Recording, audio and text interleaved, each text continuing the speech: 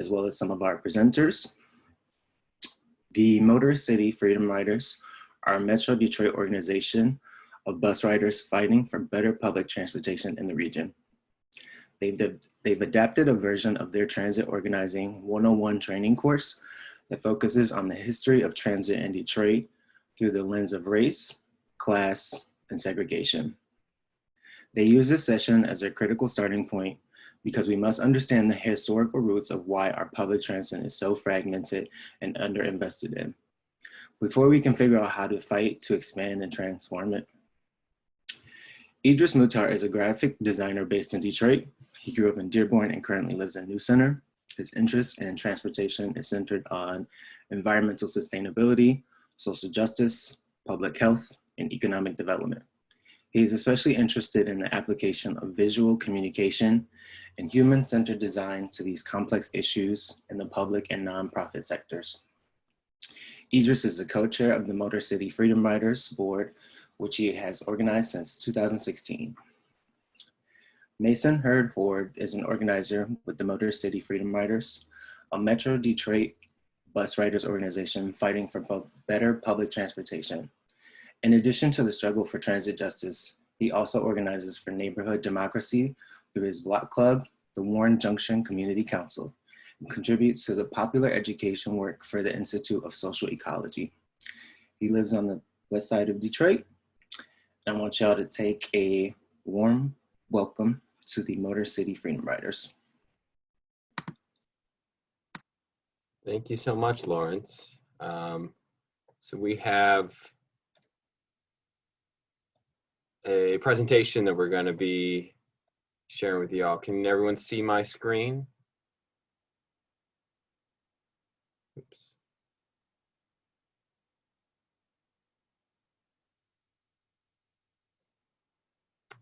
Alrighty, so can we all see this? Yeah, we can see it. Okay, great. So we're going to be talking about the history of public transit in Detroit to try to piece together an understanding of how we got to the point that we're at now.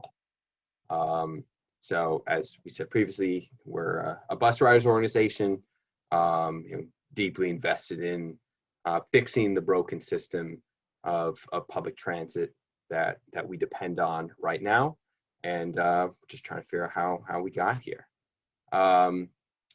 So the present situation is that of all the major metro regions in the United States, Southeast Michigan has the single lowest per capita funding for transit.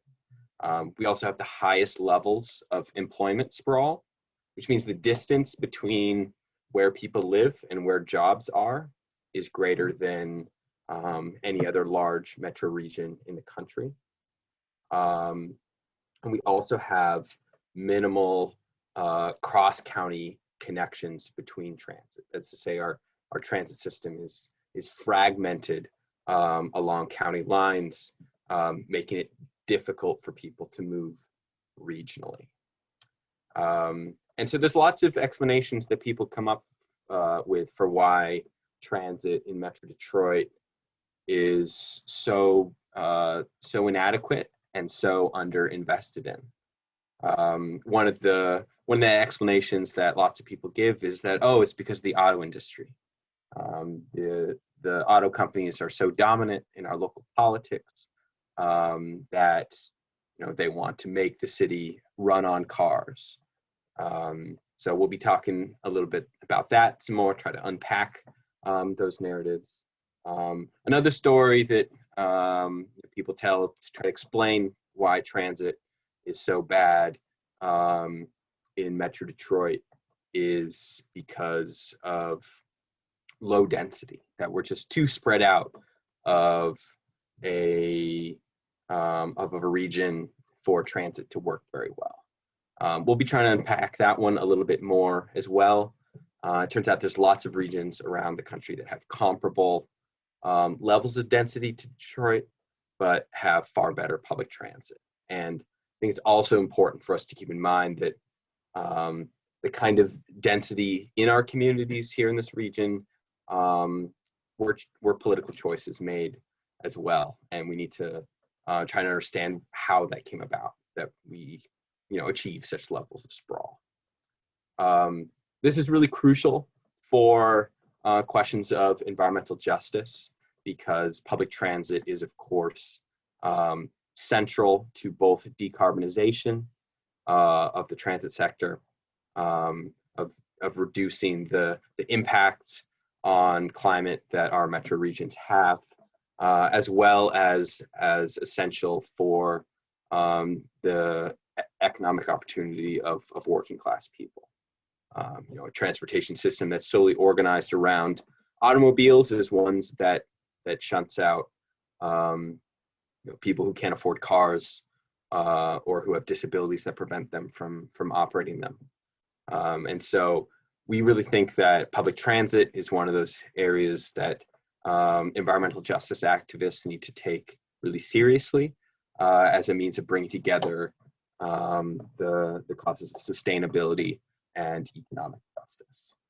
And we think there's lots of ways that the case of Metro Detroit can help us better understand these problems and get a deeper understanding of the relationship between racism, classism, and environmental destruction. All right, so we're just gonna roll back a little bit to the early part of the 20th century, when, in the end of the 19th century, when transit began to really operate in Detroit as an emerging industrializing center in the Midwest. So during this period, the primary means of movement for the vast majority of people in Detroit was the streetcar system. And so these were run by private companies that had their own monopolies on sections of the city, and virtually everyone depended on streetcars to move around. The only other real alternative for most people in Detroit was to walk. You can see in this image here, which is right in smack in the middle of downtown, you can see a handful of cars, but these are a very small minority of the public.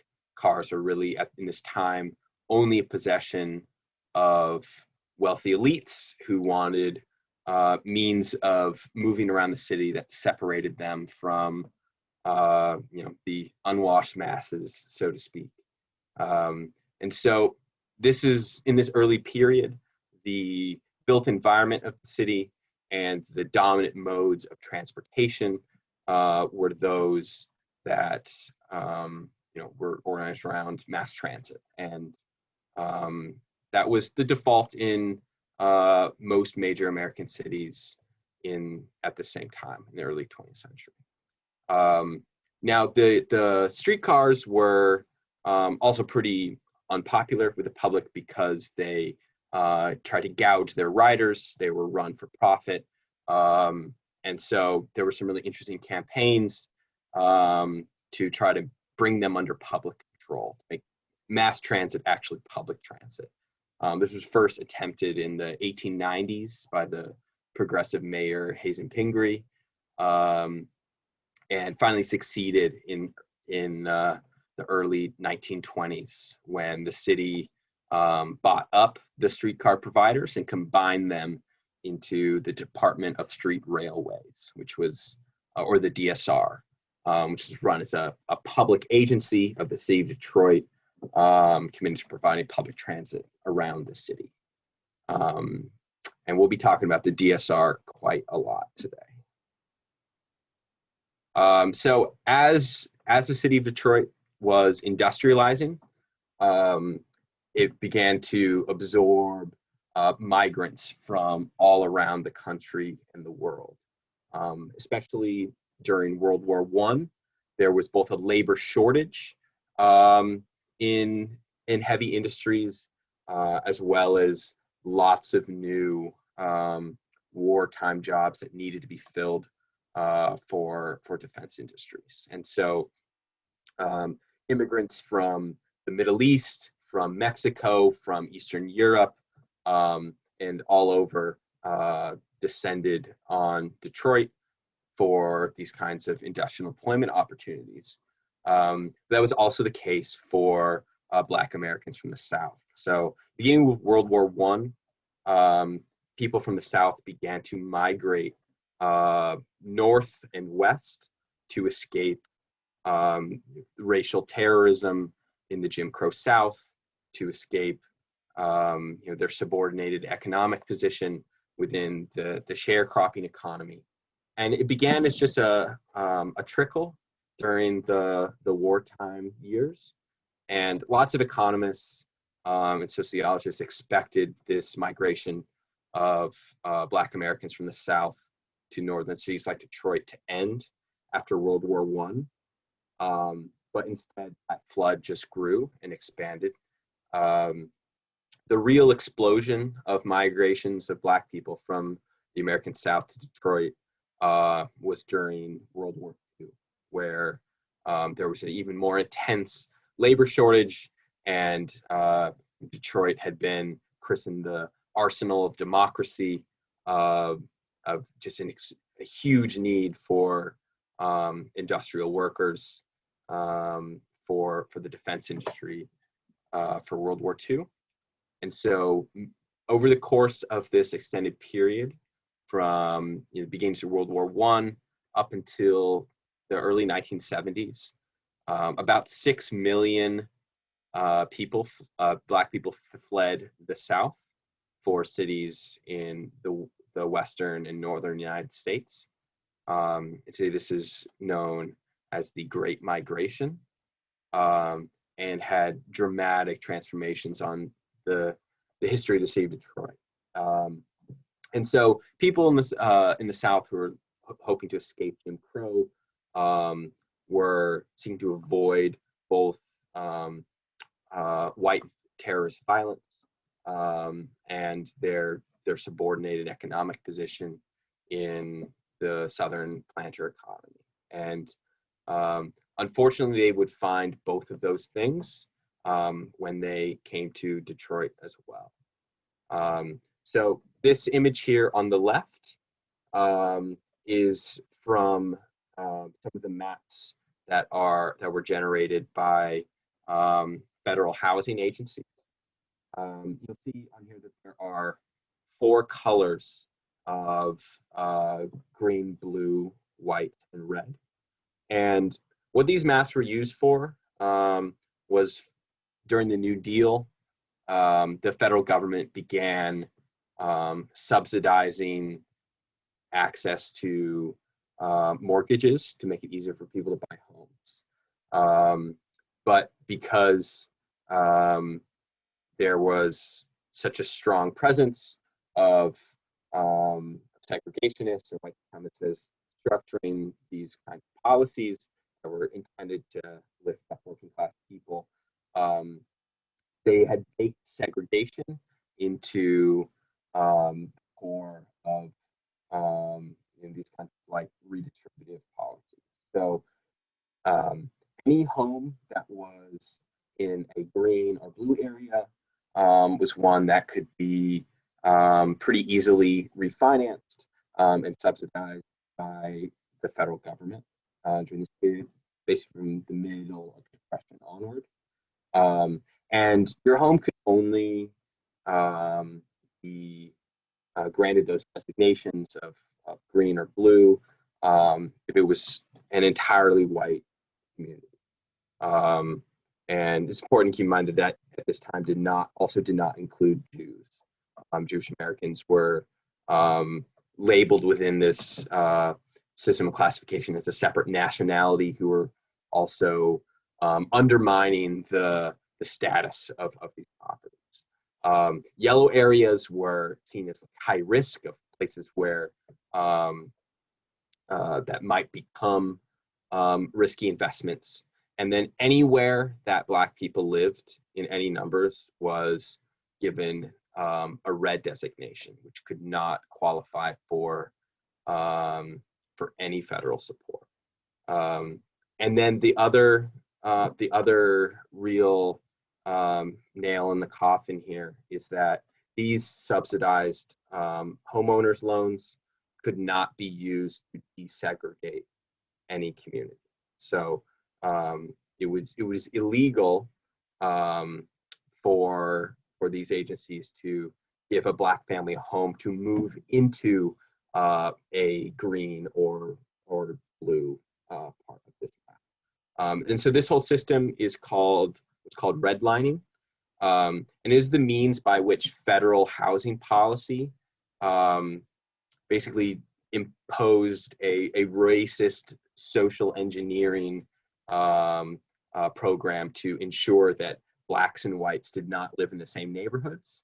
And if any white people allowed Blacks to move into their neighborhood, it would undermine their their ability to access other loans. So this is very imposed from the top down, from the federal level, and was central in segregating every major city in the United States, and had really devastating consequences for Black people, and then of course, as we'll see, for the fate of these cities as a whole.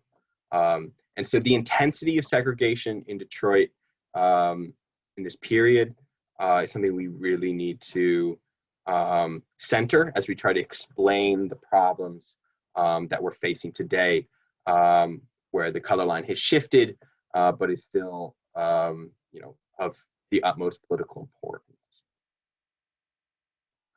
So another process that's happening at the same time is that the city of Detroit began to remake its built environment to make urban space more hospitable to automobiles, as they became more popular with the upper middle class, who held outsized political power in the city.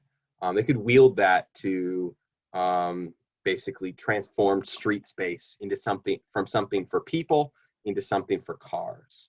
And this is something that was resisted.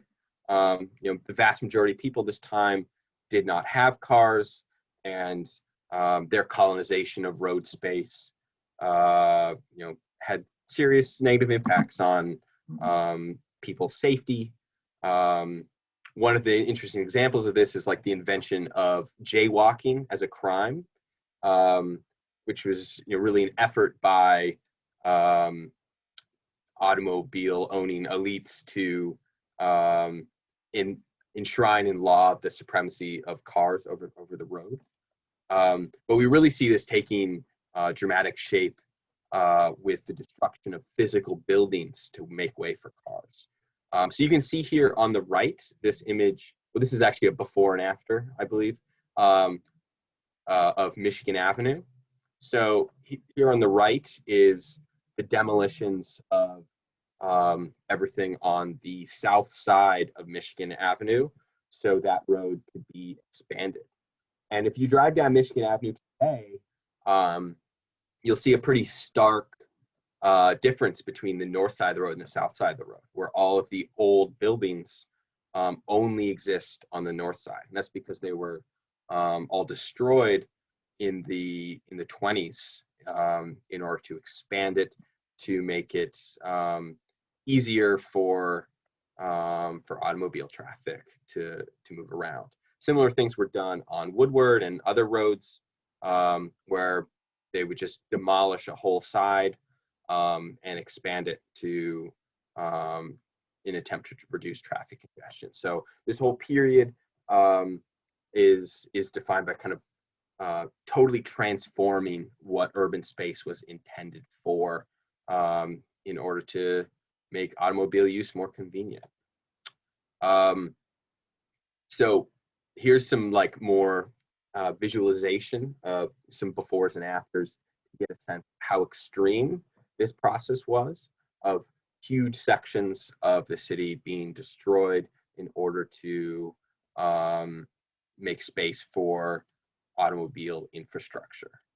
Interchanges and overpasses take huge amounts of space, and in many cases, well, in almost all cases, this is where places where people used to live or work, and so forth. One of the other changes that was happening during this time, as automobiles became more commonplace, and the subsidies for housing for white people by the federal government began dispersing population out into the suburbs, was beginnings of a shift of economic activity from the city center to its peripheries.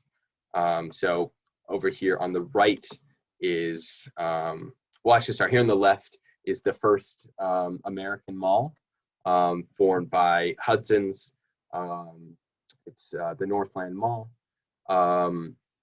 And they initially Hudson's initially built these peripheral suburban malls as kind of like satellites, but inadvertently shifted so much of economic activity out to the region's periphery that actively undermined their own interests in the city center. And indeed, here is their flagship department store in downtown being demolished some years later. And so another central piece of this that kind of connects the transformation of urban space for automobiles and the intensity of racism and segregation in Detroit is the construction of highways. So this man here is Albert Cobo, who was a mayor in Detroit from the late 40s to the late 1950s. Used to be the namesake of the Cobo Center in downtown Detroit. That was recently renamed due to the fact that Mayor Cobo was an outspoken white supremacist and segregationist who campaigned for the mayoral election on a platform of halting quote Negro invasion of white neighborhoods, and used his power as mayor to ensure that no public housing that would allow Black residents was ever built in white neighborhoods, and fought at the local level to ensure those federal policies of absolute segregation of people's neighborhoods be upheld in the city. And then in the 1950s, the federal government passed a funding for interstate highway construction all across the country. And this was thought of as an economic development tool, but primarily the motivation by the Eisenhower administration was for reasons of militarism, that they feared the possibility of a war with the Soviet Union and wanted to be able to move military equipment around the country very, very rapidly. And in lots of ways, American cities and Black residents of those cities paid an extremely high price for these basically military infrastructure projects. So how this worked was the federal government would offer up huge amounts of money for local governments to build the freeways through their cities. And then the local officials would mostly be in charge of deciding where those would go. Oops.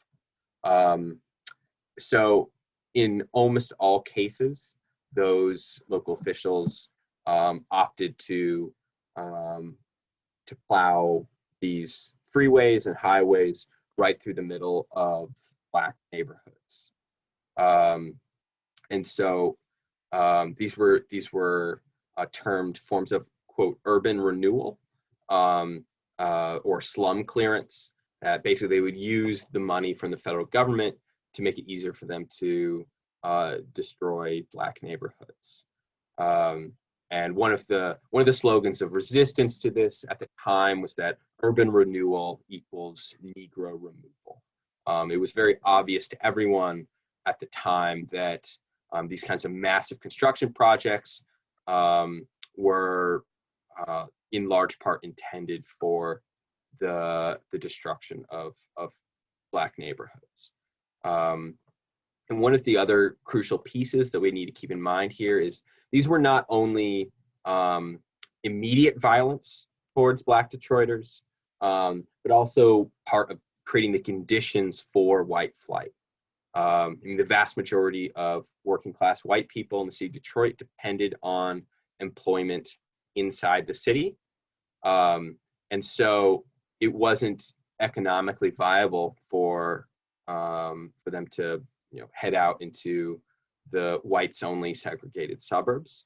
But the construction of freeways dramatically reduced the time of commuting between those peripheral segregated communities and the city, and set up the dramatic population, like kind of demographic shift that we'll be talking about in a minute, that we call white flight. So here is kind of a visual representation of a very tragic before and after. If you look at that steeple above I-375, right, like kind of blocking the view to downtown, the Rensen, you can see the exact same steeple just below the L in John Lee Hooker's name. And this here on Hastings Street was kind of the commercial core of the Black community in Black Bottom. And when this entire area was demolished, no one was given replacement housing. People who were tenants were only given 30 days notice that they needed to vacate before the places where they lived would be destroyed. And it was a profoundly traumatic event that created new urban refugees whose options for housing were so constrained to begin with. Here's some other visuals of like the extent to which highway construction expansion just took up so much more space for cars than had existed previously. And every single one of these buildings along here needed to be demolished to make way for this. So I just want to kind of give a broad overview of the historical processes that were happening here. And I think these maps are really useful for helping people internalize like how dramatic of transformations and how violent of transformations these were in the built environment of the city of Detroit and in where people live. So I'll walk through them one by one just to make sure that everyone has a grasp of what we're talking about. So the maps on the top are representations of population density. So the darker areas indicate those where there is the most population. And so as you can see, there was a really dramatic dispersal of the population in the region. Even as the overall population of Metro Detroit grew between 1940 and 2010, the population density of the city itself dramatically declined to the point where in the present day, population is almost evenly distributed across the entire region. And this process of suburbanization was really, really unprecedented in human history, and rested on kind of like these forces of white supremacy and environmental destruction that we've been talking about as kind of intertwined problems. And so much of these outlying areas in the 1940 map were all farmland or forests, and as population kind of dispersed through federal subsidy of white people buying their first homes, and the funneling of population out of the city through these new highways, this dramatically increased the environmental damage that's part of the metropolitan region. So the bottom map is a racial population map. So I'll show a little bit more detailed one later on, but this one shows only Black and white population. So all of the orange dots are a certain number of Black people who live there, and all of those teal or green dots are a certain number of Black residents. So in 1940, see, there was very intense segregation in the city where the vast majority of the population was confined to the East Side ghetto. There are no streets that are visible in the center.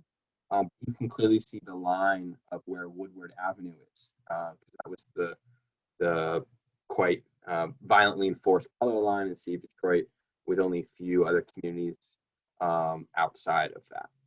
1970 is a really crucial year because that was the turning point at which the population of the city switched from majority white to majority Black, due to more migrants from the South, as well as huge numbers of white people fleeing the city of Detroit.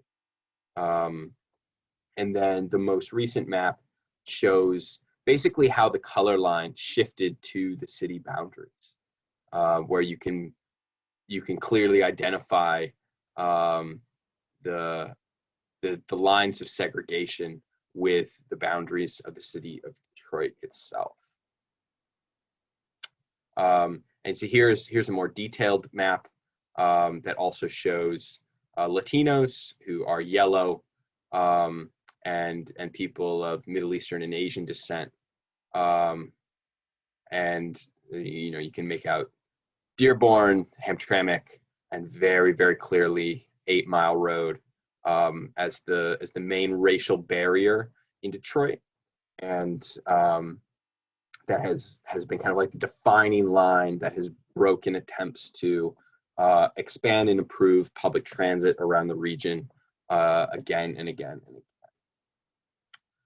So I'm going to turn it over to Idris, who's going to be talking us through some of the specific agencies and how they have struggled to overcome the problems of segregation and racism and dispossession of Black people in the city of Detroit, and how those were real obstacles to having a transit system that actually works.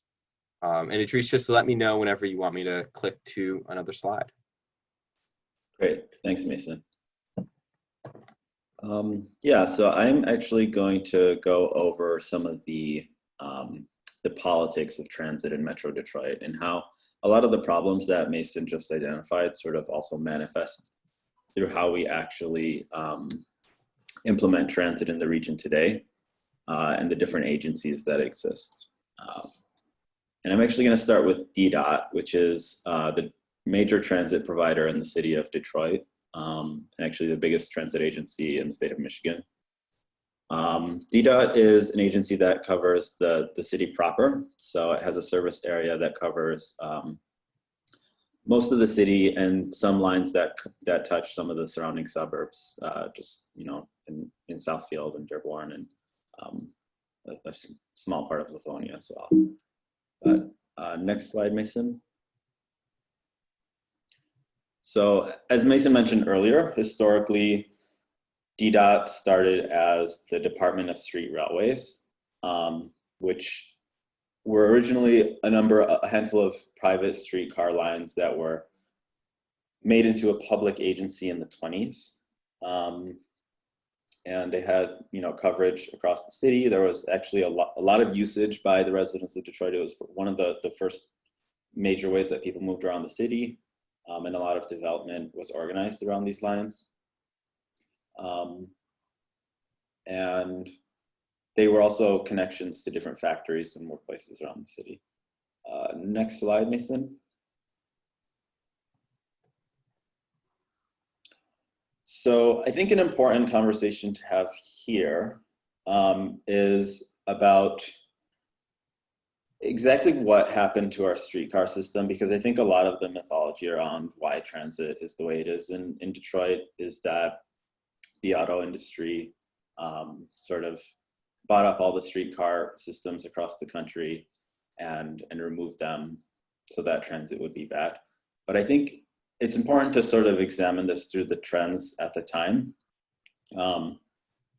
What you actually have on the left is a map of the DSR system in the 50s. And at that point, you can see the green lines are coach lines, which were buses, and the red lines were streetcar lines. So you had, by the 50s, a pretty significant mix of both. But essentially what really happened was that there were three major companies, Standard Oil, Firestone Tires, and General Motors. And they were actually part of a conspiracy to buy up streetcar systems across the country. But the goal was not actually to, upend transit in general.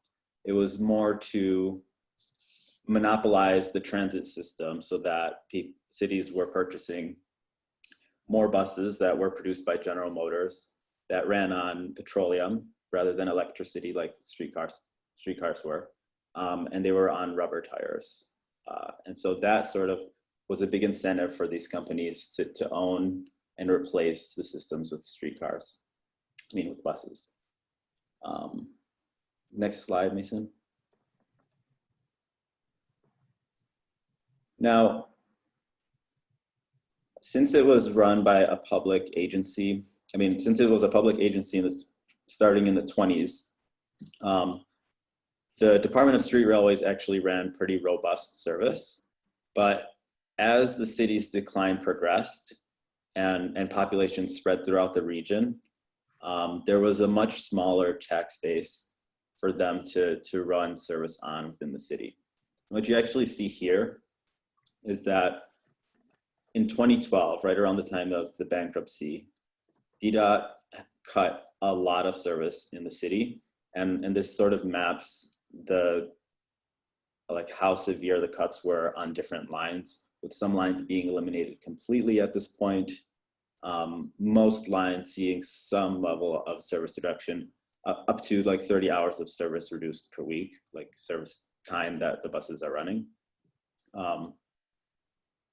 And what's interesting about this map is that it's layered on top of another map that indicates transit dependency. And so even though a lot of these different parts of the city depend on transit to get, a lot of the residents really do depend on transit, it didn't necessarily spare them from these cuts and access to transportation that people need. Next slide, Mason. So the agency is run by the city of Detroit. The department is headed by Mayor Duggan and his appointee his appointee to run DDOT. It's actually changed recently to Mikhail Oglesby. And then the city's budget is set by city council. So they approve sort of the budget proposal that the mayor makes. Next slide.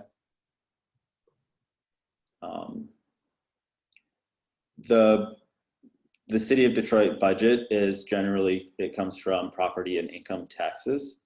And DDOT has a budget of $133 million. So like I said before, it's sort of goes through the system of the mayor produces a budget with the support of his agencies, and then it's approved by city council. There's also a small amount of the revenue that's generated by fares from riders. Next slide.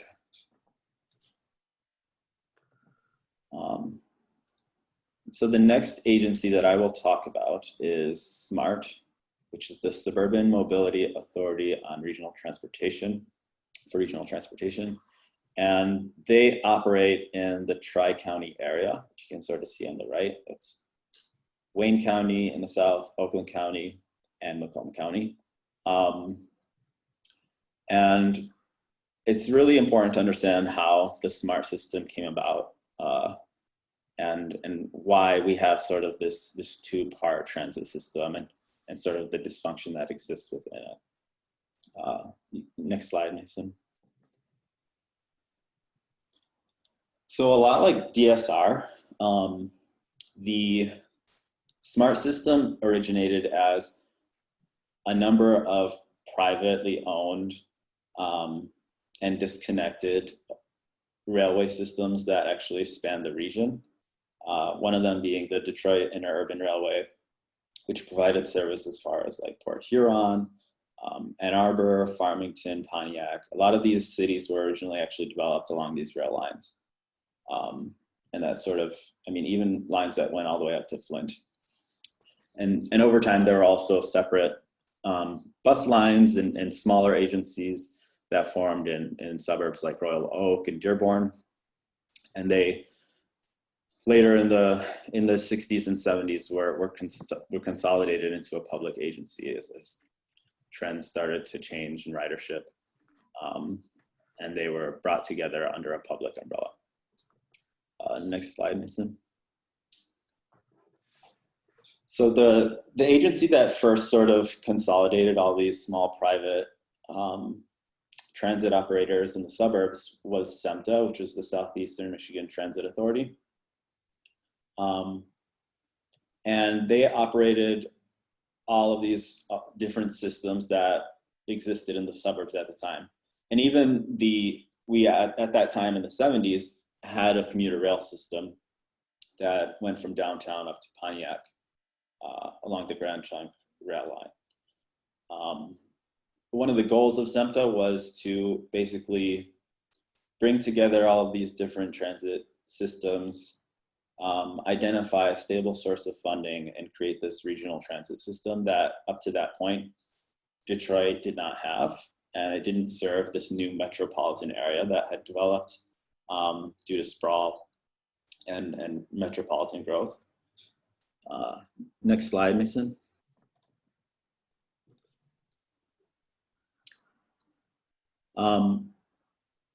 What's especially interesting about the SEMTA proposal was the way that the politics of race and of suburbanization and sprawl sort of manifested. Mayor Coleman Young at the time was a big proponent of the plan for SEMTA and building rail to various parts of the region and sort of integrating the city and the suburbs. But there's sort of this illustration on the right from the Oakland Press of Mayor Coleman Young tying down this like damsel in distress of the Oakland County taxpayer to his rail line. And it's pretty clearly racist and sort of a representation of this like intense tension between the city and the suburbs at the time. And the fact that there was just no willingness to cooperate and fund this really mutually beneficial public infrastructure that would have totally changed so many of the dynamics that were problematic in our region at the time that created the region we have today. Next slide, Mason. So ultimately, what ended up happening, unfortunately, and I think this is such a sad slide, is the federal government had offered Metro Detroit about $700 million at the time, which in today's dollars is, I think, almost $2 billion, to build this metropolitan system of regional transit. And the money was available, and the agency had existed to accept that money, but the city and the suburbs were not able to agree on a plan that would serve the region, especially between Oakland County and the city of Detroit. There was a lot of tension. And what ended up happening is, I mean, the plan had been stalled over and over again, and by the Reagan administration, the money had been withdrawn, and we were no longer eligible for that funding. And so what remained available was money to build the People Mover, which was a very small piece of this huge system that was supposed to circulate people downtown between different lines. And that's sort of where that really not very effective system comes from, is really this. It originated in this really visionary plan, but due to our race and you know, geographic political considerations, none of this actually came to fruition. Next slide. And I'll skim over these politics and the administrative and funding pieces. I think this one for SMART is actually pretty interesting and useful to understand. So what ended up happening was, when the SEMTA proposal failed, after years of negotiations between the different parts of the different constituencies in SEMTA, it was, after that proposal failed, it was reorganized as SMART, which is the Suburban Mobility Authority for Regional Transit. And what differed is that this system excluded the city of Detroit, and was basically a system that operated in the different counties and just ran the existing services at very slim levels, with even, you know, reduced funding from their 70s levels, because I mean, at that point they didn't find really a stable source of funding besides a small millage. And so you have now this system of communities that decide to opt in and out of SMART. That was one of the organizing principles of the agency when it was created, as well as that you know, the county governments didn't want anyone to be forced into the system, so they created this opt-in and opt-out clause. And now you end up with communities with a lot of wealth, like Bloomfield Hills, Livonia, a lot of Western Wayne County,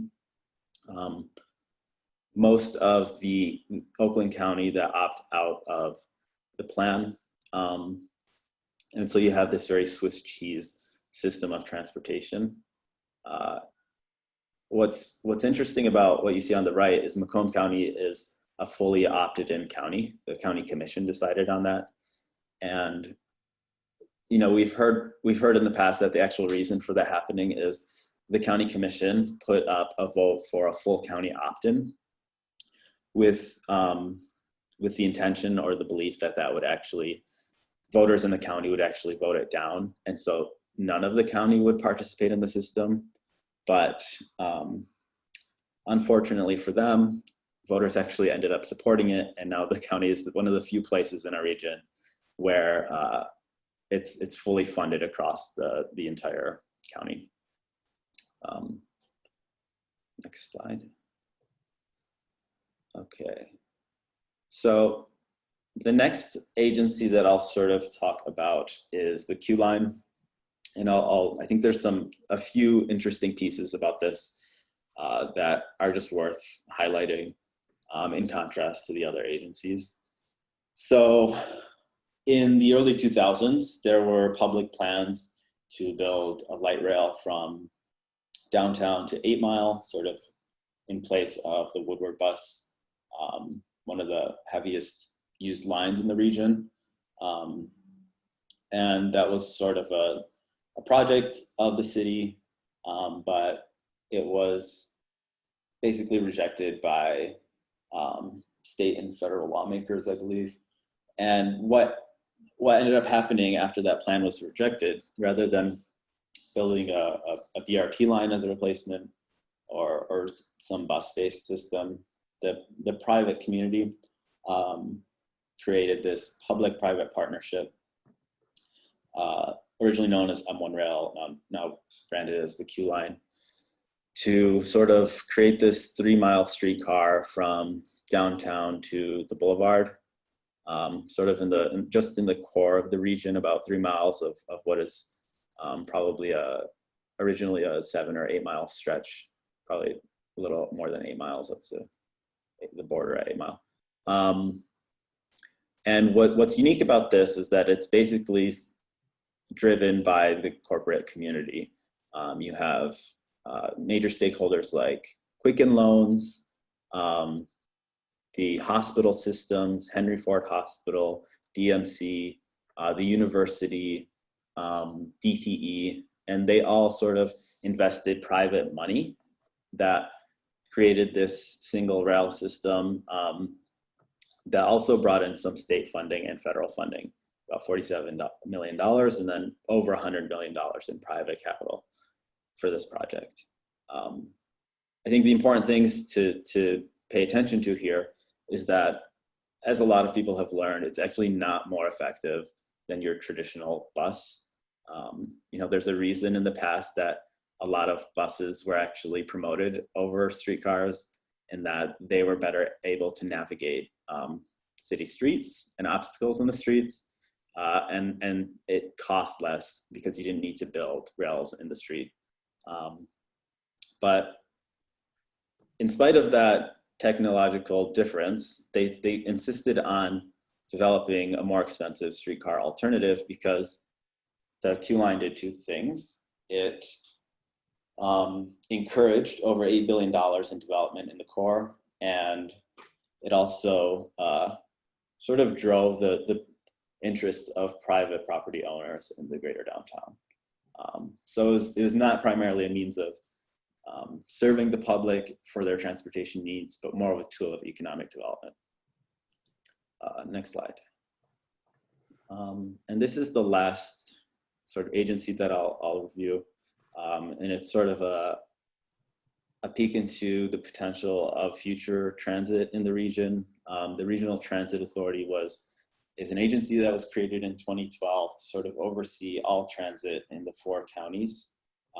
That's the Tri-County area of metropolitan Detroit, with Wayne, Oakland, and Macomb County, and then also Ann Arbor and Washtenaw County.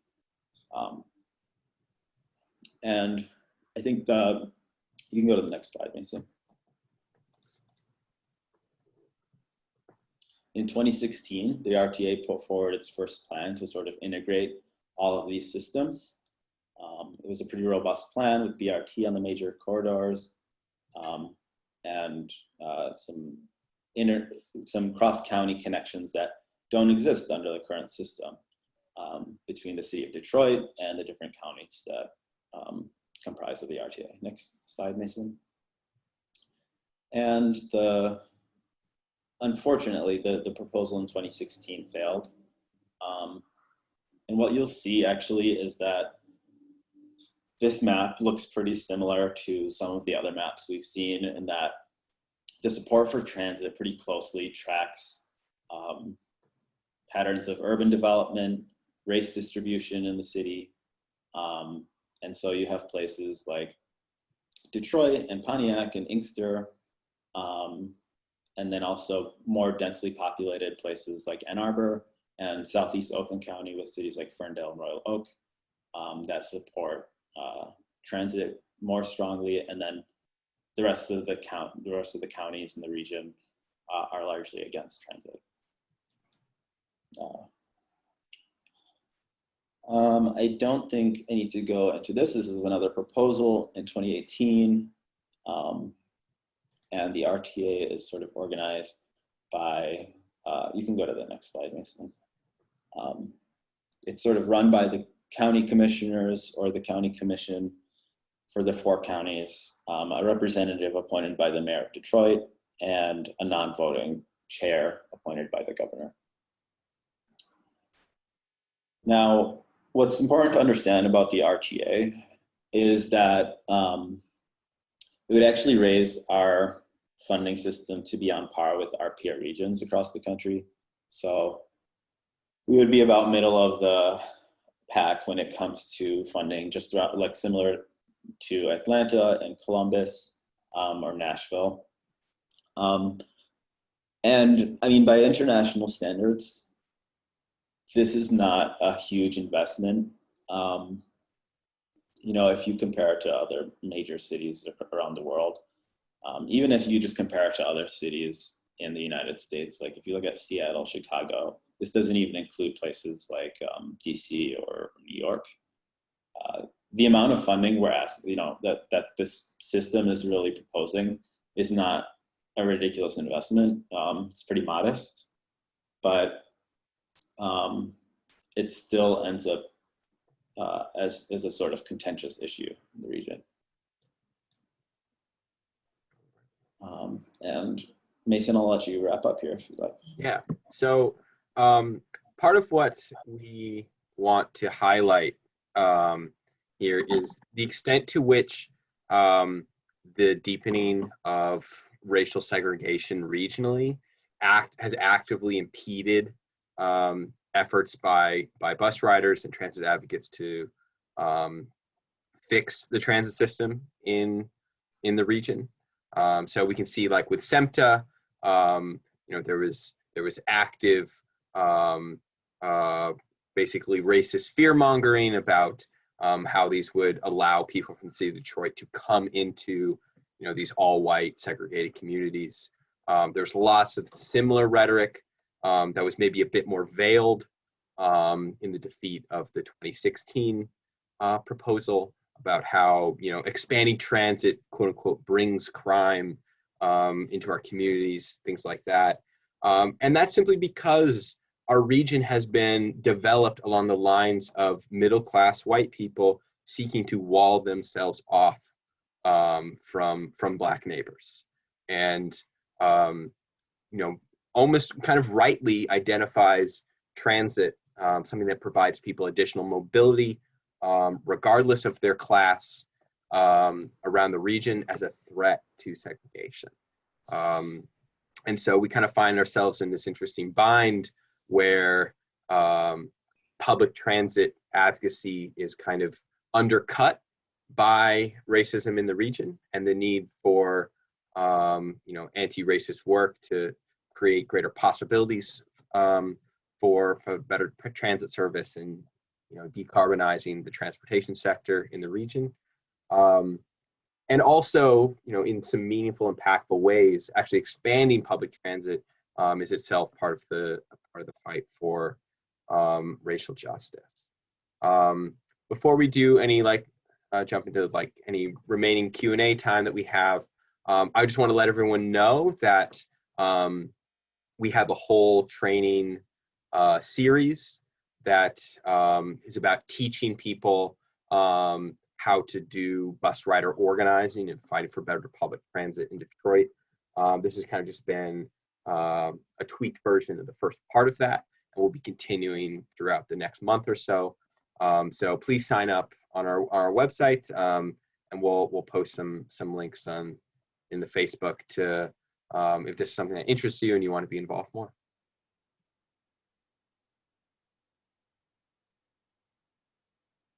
And I'll hand it back over to our facilitators to see if how much time we have for Q&A and whether we have any questions that we should respond to.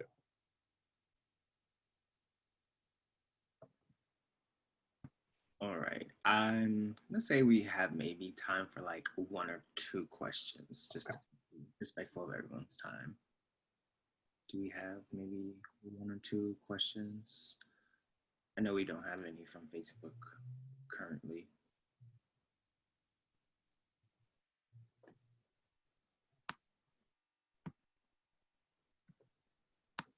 I want to ask, what are some possible ways that folks could come together, you know, as a community to prevent something like the People Mover and the queue line from happening again? Because every time I hop on the People Mover, I always get angry because I think of the potential that I could have, and then it just goes in a big circle, and how it doesn't really, it's not useful for the actual residents who live within the city, as opposed to those who just work in the downtown area. And the Q line is just like a modern advancement of that. Again, it's just, it serves the people who work in those corporate sectors. So how can people come together to prevent that from happening again in the future? Well, I think a big part of the issue is that right now the people at the table for just making those kinds of transit policy decisions are the region's corporate elite, who have a very different set of interests in public transit than transit users. Their motivations are primarily around property development.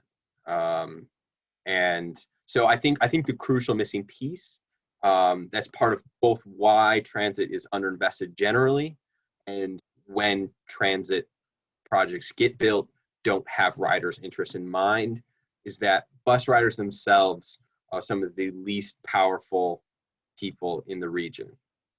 Most bus riders in Detroit and in the suburbs as well are working class people of color, and we don't really have to this point like an organized constituency that can wield real political power.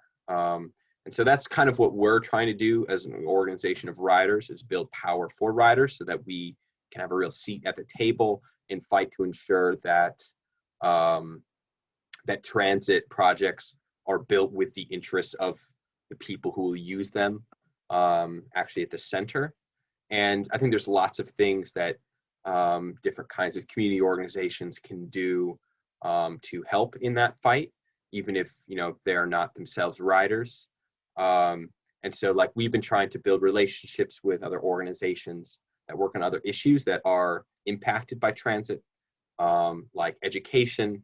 The lack of effective public transit in the region has lots of like compounding effects on education inequality in the city of Detroit, or like community groups who in their neighborhood they've had service cuts and things like that. I think there's lots of fronts for collaboration between our work as rider organizers and non-rider allies.